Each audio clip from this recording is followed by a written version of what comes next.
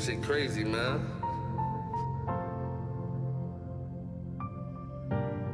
Hov said, man, the best way to look at somebody is when you're not looking at them. Because when they looking at you, they gonna be on their best behavior, you heard? Just got over my BM, then I met you. Could've been a rebound, but you was so special. You was different in my eyes, shoulda knew that it was lies. Talking on this beat, hoping that the song cry. I be peeping everything, I shoulda peeped it from the fly. You had everything, I still don't understand why. Like, why you gon' do me like that? I was just chasing a bag, I was gon' get right back. And the truth, I feel the way you did a nigga was whack. My best friend, I thought you had my back. But I'm here now with my feelings and I'm writing this track. It feel like I got the world on my back and everything facts. I can't believe I let her break my heart. Seen them red flags at the start. I can't believe I let her break my heart. Seen them red flags at the start. Yeah, I know I let her break my heart. Seen them red flags at the start. I can't believe I let her break my heart. Seen them red flags at the start. Flights to everywhere was holding you when you was scared. You always had jokes every time I cut my beard. Had fun in Santa Monica, took pictures by the pair. You said love for life, that mean you always be here. We was supposed to be together till we old. You heard a nigga out and somehow you got sold. Gave a nigga a chance, then gave a nigga romance. I'm from Brooklyn and this shit is out of my hands. And now you no longer a part of the plan. I love you, but that's word to my mans. You no longer a part of the plan. I love you, but that's word to my mans. I can't believe I let her break my heart. Seen them red flags at the start. I can't believe I let her break my heart. Seen them red flags at the start. Yeah, I know I let her break my heart. Seen them red flags at the start. I can't believe I let her break my heart. Seen them red flags at the start. You wanted to take a break, and that ain't mean a breakup, and now you let a nigga.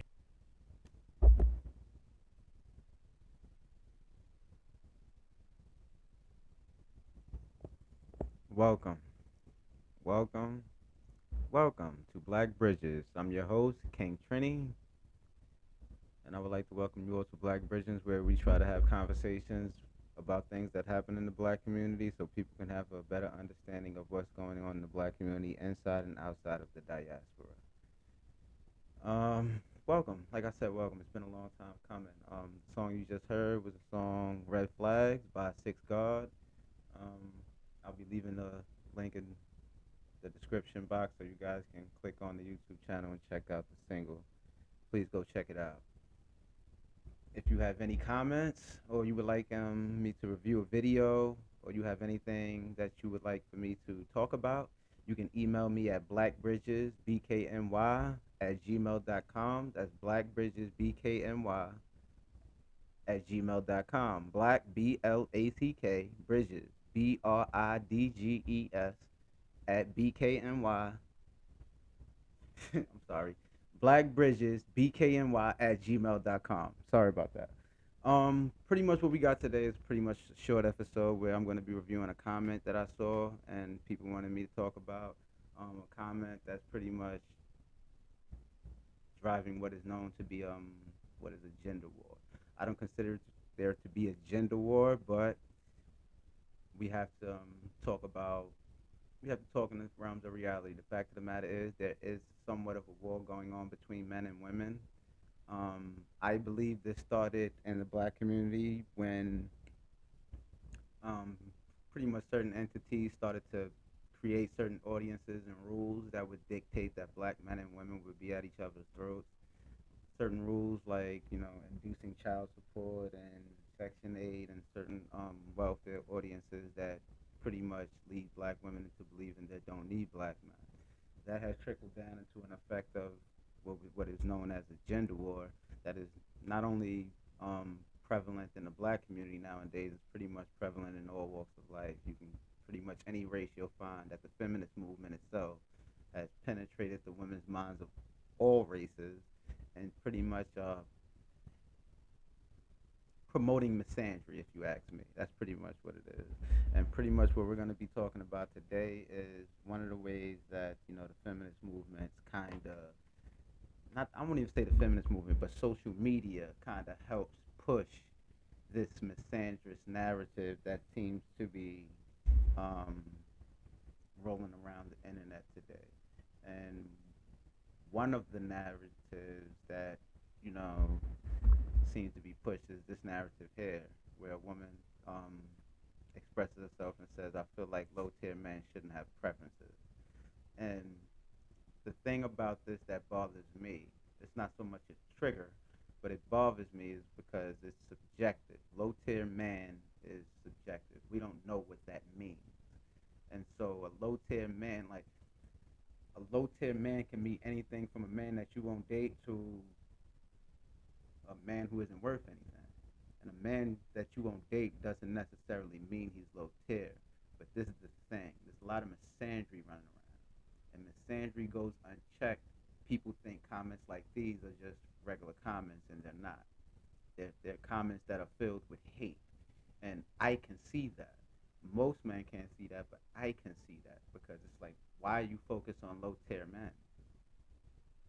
If you really feel like they don't need preferences, you shouldn't be entertaining them. Why are you talking about them? It's because, honestly, if we're gonna be honest, 9 times out of 10, she probably dealt with a man who she felt was high tier, and once he didn't live up to the standard that she thought he should live up to, she considered him low tier, which is completely unrealistic. Because if we're gonna use those standards, what makes you a high tier woman?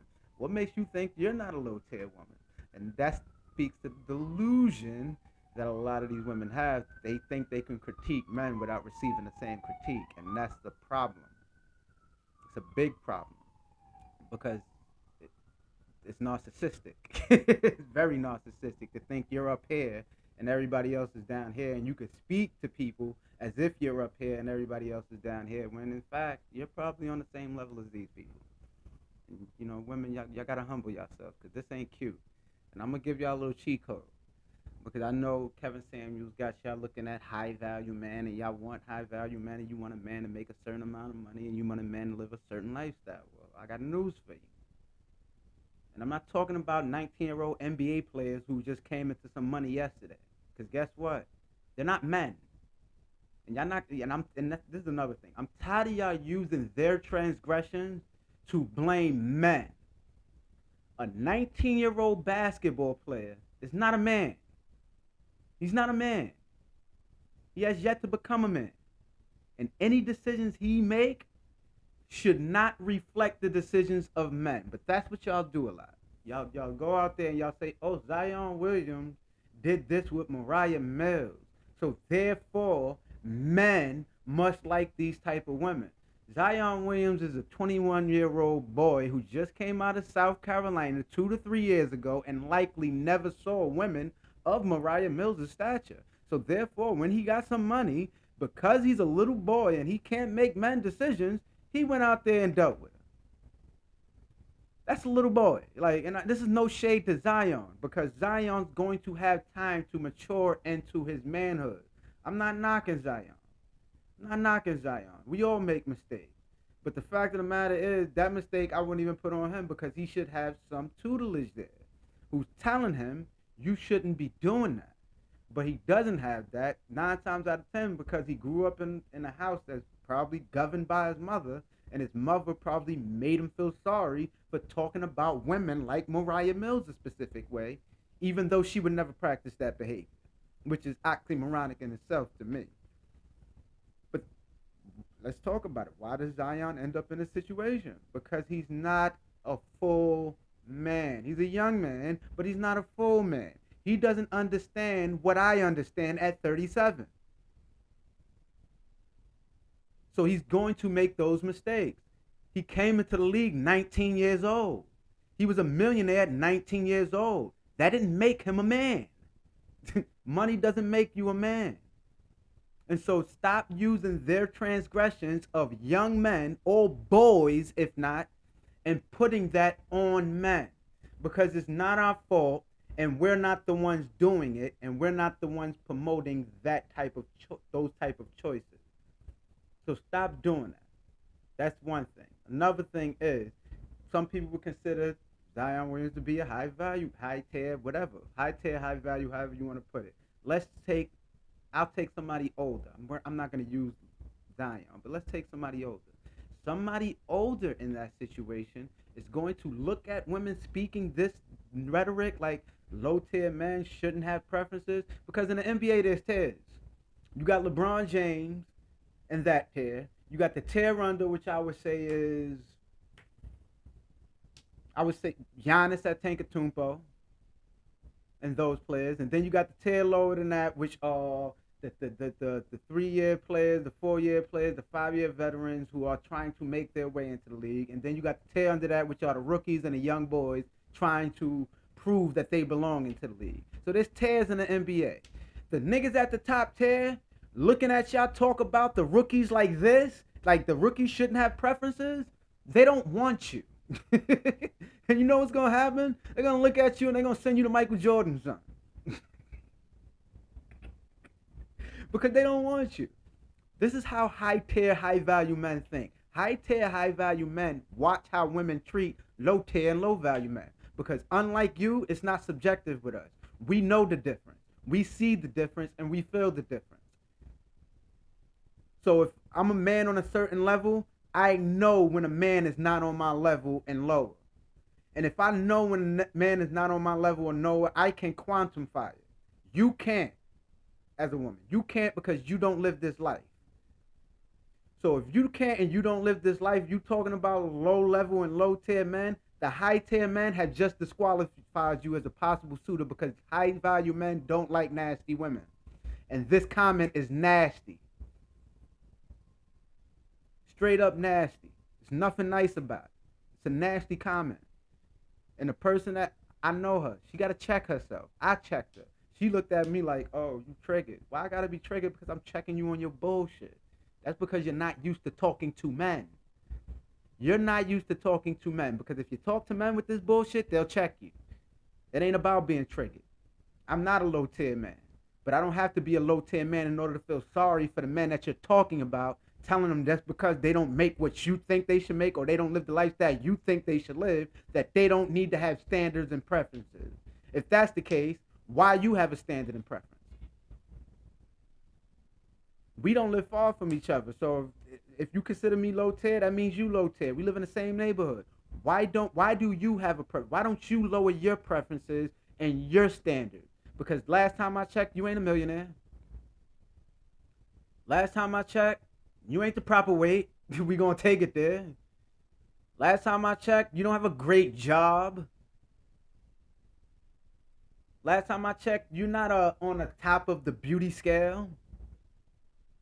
So there are some men who would consider you low tier. Not me. I don't consider anybody low tier because I'm not that goddamn self-centered. I'm not that I'm just not that narcissistic and nasty to be talking to people like they beneath me. I was raised better than that. And I'm gonna ask y'all what y'all ask men every time men say something y'all don't like. Who raised y'all? Like, who raised you? Were you raised by the same people who raised Mowgli and Jungle Book? Because y'all seem to love being savages out here. Like, who raised y'all? Be nice. That low tier shit, that's nasty. I would never tell a woman you don't need to have preferences. Preferences is okay. It's just, I don't think they should be shallow. Like the 6'6", that shit is shallow as shit. It does nothing to tell you how a person is going to treat you. Just like, man, having a woman with a fat ass does nothing to tell you how she's going to treat you. Me, I don't pay attention to whether or not you have a fat ass. I pay attention to the shit that comes out your mouth. And if this stuff is coming out your mouth, yeah, it's not likely you're gonna get too far with me or anybody like me. Unfortunately, there's not a lot of men like me. Because there's a lot of men who take this stuff and they'll laugh with it because they think it's gonna get them some pussy. Stop it, bro. You ain't gonna get that ass. Not gonna get that ass. You got people looking like black men. This is one of the reasons why we are the laughing stock of the world. At least black men here in America. I'm not gonna speak about my brothers over there in Africa because I think they run a tight ship over there. They don't allow their women to speak like this, even though most of the tribes are matriarchal. Yeah, I said it. Most of the tribes in Africa are matriarchal, but yet the women know better than to disrespect their men like this. So, I'm sorry. I'm I'm not gonna speak about Africans like that. I'm not gonna be speak about my African brothers like that. I'm not gonna speak about too many. But here in America, American men have this thing where you just pedestalize a woman and then gets mad when she's narcissistic. No, don't pedalize her. Don't pedestalize her. Women are human beings. Women make mistakes just like men. Women say nasty shit just like men say nasty shit. The difference is men get checked and we're held accountable for the shit that we do. Women aren't. And that's why, I'm gonna do a future video on that Dr. Umar thing he did with the Daily Wrap Up crew. I think Dr. Umar completely dropped the ball. Completely dropped the ball. And the reason why I think he completely dropped the ball because he kept changing the goalposts. They're asking you, why am I at fault when she's not choosing me as a possible suitor for marriage and she's choosing this guy? And you come at him with a rebuttal and saying the only reason why she got that guy to choose because that man didn't raise him to be the guy he was supposed to be. Listen, if I'm a basketball player, it is not my responsibility to make sure that the people on the other team that I'm playing against are 100% healthy. It is not my responsibility to make sure that the people on the other side of the team that I'm playing against are hitting their jump shots. It is not my responsibility to make sure the people on the other side of that court that I'm playing against are the best version of themselves to ensure that they can win the game too. That doesn't make sense, Umar. If I'm dating, it is not my responsibility to make sure that she has a multitude of men to choose from outside of me. My only worry is me and dating. I make myself the best man possible to make myself the best option possible to any woman that I decide to court. It is not my responsibility to raise another grown ass man to be my competition. That shit sounds stupid. And I can't believe nobody pointed that out to him during that interview. Nobody pointed that out to him. How am I supposed to lead her when she keeps choosing Pookie and Ray Ray? She shouldn't have Pookies and Ray Ray to choose from. That's unrealistic. That's unrealistic. There is no such thing as a society who does not have degenerate people. Every society has its degenerates. Every society has its fuck ups. Every society has its people who decides to do wrong. It does not matter what race you are. So the fact that you were sitting up there saying, like, making this euphoric argument that if there can be a place of dwelling where all black people can operate on the same plane, it's absolutely asinine. And I'm gonna take a quote from a movie, Eddie Murphy and Vampire in Brooklyn. If every day is a fucking sunny day, what's a sunny day? If every man out here is a good man, what's a good man? The only reason we know they're choosing the wrong man is because we know of the difference between the good men. We can see it. And if we can see it, she should be able to see it. If she can't see it, that is not my fault as a man. My job is to make sure I'm the best man possible that I can be. I am not responsible for raising somebody else's son to be my competition. That just don't sound right to me, bro. And I'm sorry, Umar, but you dropped the ball on that one. You completely dropped the ball on that one. But back to this quote. Because I'm going to be honest with you. This quote only exists because people, I'm not going to say because I agree with some of the things that Umar said. But when it comes to that, you speaking like that breeds these type of thoughts. Low-tier man can't have. What do you got to say about, like, Umar? What are you going to, what would you say to a woman when she says that? You gonna say she's right? Low-tier men shouldn't have preferences. In fact, these low-tier men shouldn't be living. Like, that's what you gonna say? That's Cynthia G. And I don't think you would agree with Cynthia G. So it's like, I think you should reevaluate. I think you should listen better than when people are forming questions. Because I don't think you listen too much. Like, really, I don't think you listened at all. I'm sorry about the text messages. People sending me text messages. But the fact of the matter is, as black people, we have to do better. And black women, y'all definitely have to do better. Black men are making strides out here. Y'all don't out-earn us, so y'all can knock that off. So all of this thinking you're better than black men, y'all got to get out of that. And I know where it comes from. Black women feel they own black men because you birthed us. And you don't own us. You do not own us. That's why they feel like they can go get their groove back like Stella in Jamaica. But the moment you do it, you hate yourself and you're abandoning them. It's because they feel a sense of ownership to you. Only people who feel a sense of ownership would tell people not to do what they're doing because you're abandoning me. But if I do it, I'm not abandoning you. That's because they feel like they own you. Black women have a sense of thinking they own black men in this country. Not across the world, just in America. And it's a problem. A big problem. But that's the episode to today. Please like, comment, subscribe. Share the video if you like the video. If you dislike the video, make sure you give me one of these. If you like the video, make sure you give me one of these. If you have anything to say to me, you can email me, like I said, at blackbridgesbkny@gmail.com. Thank you.